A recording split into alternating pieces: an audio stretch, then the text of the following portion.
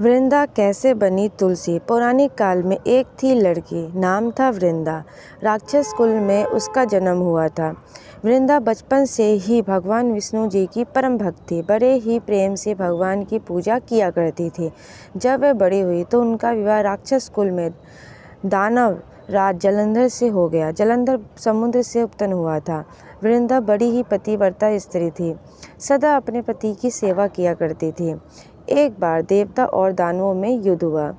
जब जलंधर युद्ध पर जाने लगे तो वृंदा ने कहा, स्वामी आप युद्ध पर जा रहे हैं, आप जब तक युद्ध में रहेंगे मैं पूजा में बैठकर आपकी जीत के लिए अनुष्ठान करूंगी, और जब तक आप वापस नहीं आ जाते मैं अपना संकल्प नहीं छोड़ूंगी। जलंधर तो युद्ध में चले गए और वृंदा व्रत का संकल्प लेकर पूजा में बैठ गई। उनके व्रत के प्रभाव से देवता भी जलंधर को ना जीत सके। सारे देवता जब हारने लगे तो भगवान विष्णु जी के पास गए। सबने भगवान से प्रार्थना की तो भगवान कहने लगे कि वृंदा मेरी परम भक्त है, मैं उसके साथ छल नहीं कर सकता। पर देवता बोले, भगवान दूसरा कोई उपाय भी तो नहीं है, अब आप ही हमारी मदद कर सकते हैं। भगवान ने जलंधर का ही रूप रखा और वृंदा के महल में पहुंच गए। जैसे ही वृंदा ने अपने पति को देखा तो वो तुरंत पूजा में से उठ गई और उनके चरण छू लिए। जैसे ही उनका संकल्प टूटा, युद्ध में देवता ने जलंधर को मार दिया और उसका सिर काटकर अलग कर दिया। उनका सिर वृंदा के महल में गिरा। जब वृंदा ने देखा कि मेरे पति का सिर तो कटा पड़ा है, तो फिर ये जो मेरे सामने खड़े हैं ये कौन है? उन्होंने पूछा, आप कौन हैं जिसका स्पर्श मैंने किया? तब भगवान अपने रूप में आए, पर वह कुछ न बोले सके। वृंदा सारी बात समझ गई।